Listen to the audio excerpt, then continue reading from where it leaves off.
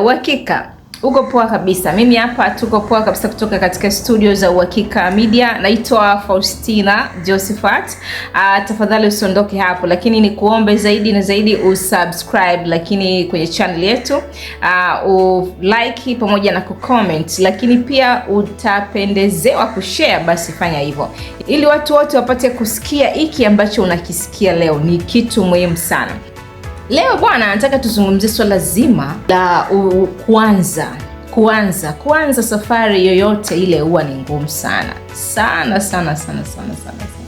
Hakunaga safari ya mafanikio ambayo ni rahisi. Sipendi pia kutamka neno ugumu kwa sababu usije ukalichukulia hivyo, lakini katika nadharia ya kawaida ya maisha, kuanza chochote kile, kuanza tabia fulani, badiliko fulani la jambo, kulianza inaweza kuwa gumu, lakini baadaye ukizoea inakuwa ni sawa. Sasa kwenye kuanza bwana, unatakiwa uanze leo.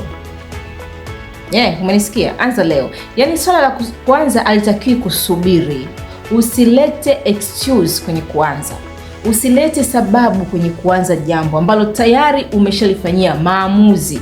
Kama ni biashara, umeshaifanyia maamuzi, umeichunguza, umeona kabisa kwamba inafaa, ni biashara ambayo unaiweza, anza leo.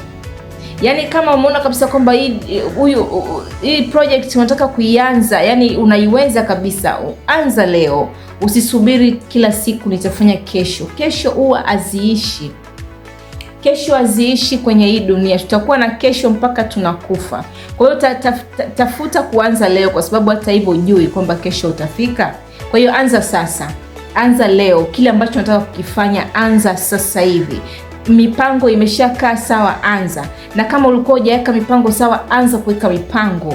Anza kuweka deadlines za mambo yako ili uweze kufanikisha vitu viende vizuri kabisa. Acha kuwa ni mtu wa kusitasita.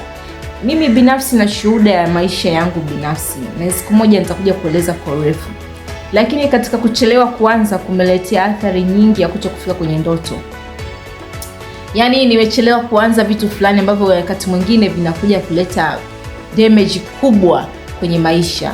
Sasa anza sasa hivi. Sitamani na hilo jambo litokee kwako. Tafadhali anza leo. Kile ambacho unataka kukiweza, anza sasa. Biashara usianze mpaka unataka kuanza katika ukubwa. Yaani unataka kuanza ukiwa mtu wa mabilioni wa milioni za kadhaa ndio uanze hicho. Anza hicho ulicho nacho sasa hivi. Katika hiyo kiwango cha pesa ulicho nacho, hata ukipata seti 2, hata ukienda Kariakoo kanunua nguo 2, anza nazo. Usisubiri mpaka uende China ukachukue container za nguo. Anza kuchukua nguo hizi 2 tu, ziposti, ziondoke. Unamwambia Mungu kwamba nataka nifanye biashara ya nguo, kuwa mfanya biashara mkubwa. Ukimaliza 2 utaenda kuchukua 4. Ukichukua 4 utaenda kuchukua 6. Alikadhalika utaendelea, na mwisho wa siku ni kuhakikishia kwamba utachukua container na biashara yako itakuwa ina thamani sana, kwa sababu you have a history. Una historia ya kusurvive kufikia hapo. Utaiheshimu sana biashara yako. Karibu sana. Naitwa Faustina Josephat. Tukutane tena kesho kwa more tips. Usisahau kusubscribe, kulike na kucomment ili tuendelee kupata vitu vizuri zaidi. Kaa hapo. Kuna mambo mazuri sana yanakuja. Hapa ni Uhakika Media.